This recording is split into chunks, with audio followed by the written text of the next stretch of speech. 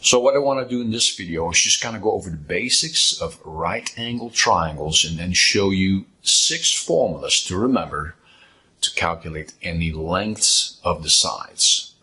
Alright, so we're looking at a right angle triangle here, and what makes up a right angle triangle is that one of the 3 corners is 90 degrees. So I got this little square right here, and that means that this is 90 degrees.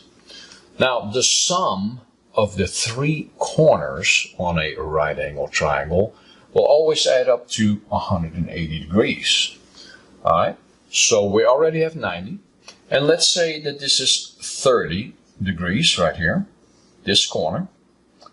That means we have 30 and 90, so we have 120 so far. So that means we have 60 left. So that automatically means that this corner is 60 degrees. Okay. Now we have 3 sides to the triangle, and the long side right here is always going to be called the hypotenuse. And then let's say that we are working with this 30-degree corner right here, then this leg would be considered the adjacent. And then this opposite leg of the 30 degrees would be called the opposite side. Okay? So we have the adjacent, the opposite, and the hypotenuse. So right now we're working with this 30-degree corner. So therefore the leg that is attached to the 90-degree corner will be the adjacent. And then the leg opposite of that corner obviously will be the opposite leg. Okay? Now the long leg opposite of the 90 is always going to be called the hypotenuse. Alright, so let's do our first calculation. What we want to find out is what is the length of the opposite leg right here. And the known dimensions we have right now is this 30 degree, and then the hypotenuse is 3 inches. Okay, so the length from here to here is 3 inches. And we want to know what this distance is.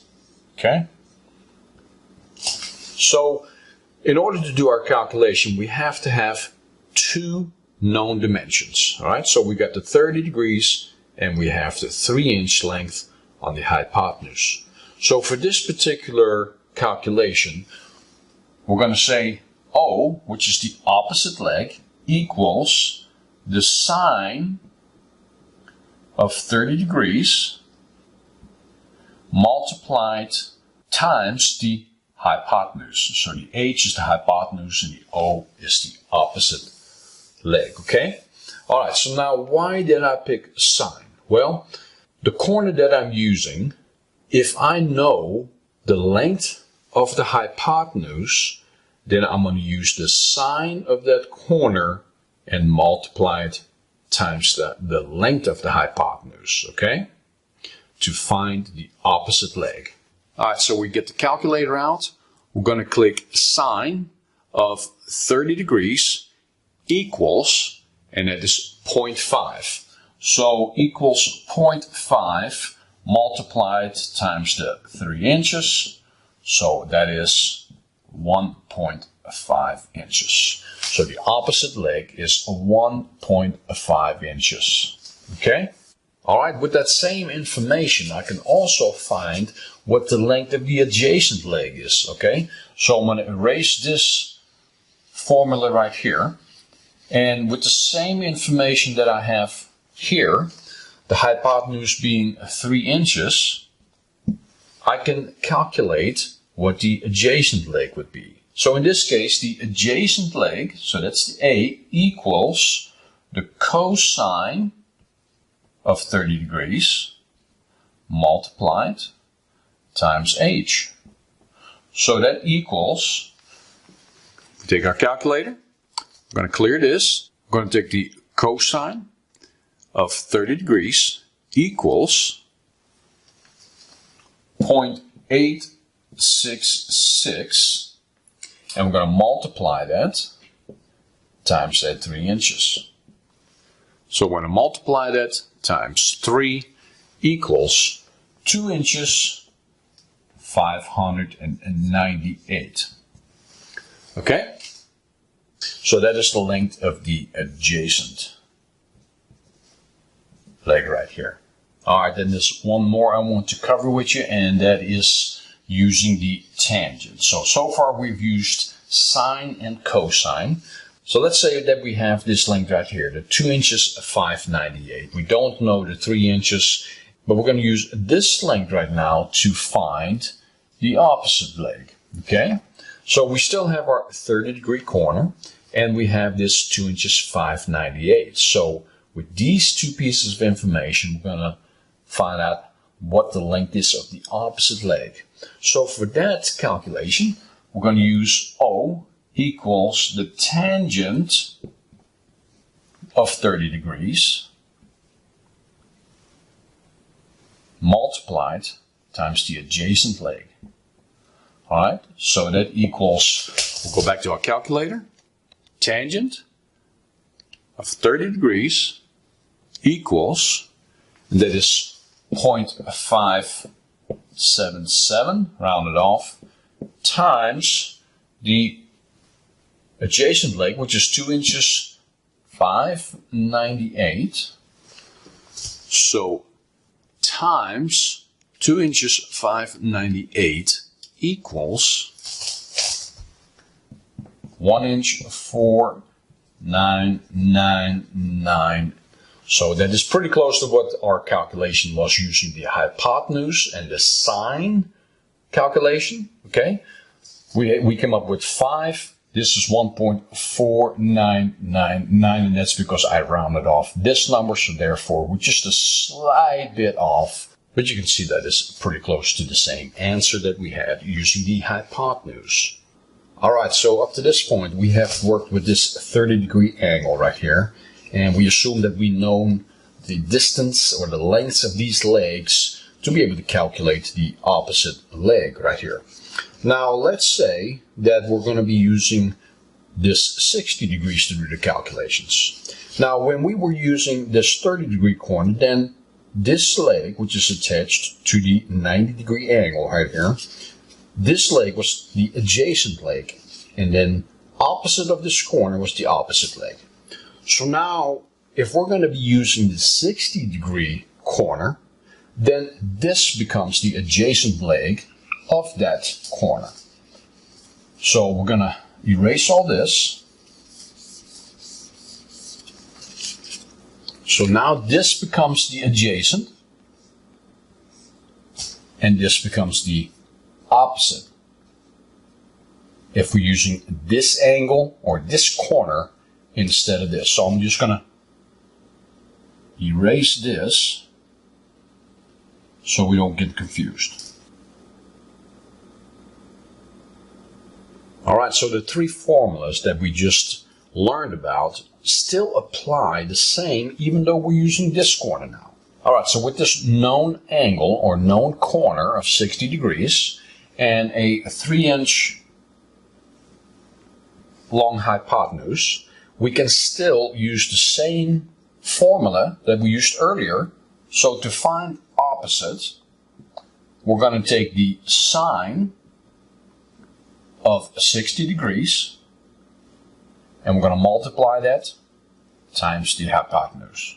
So again, O equals, I'm going to get the calculator out again, and we're going to take the sine of 60 degrees equals, so that is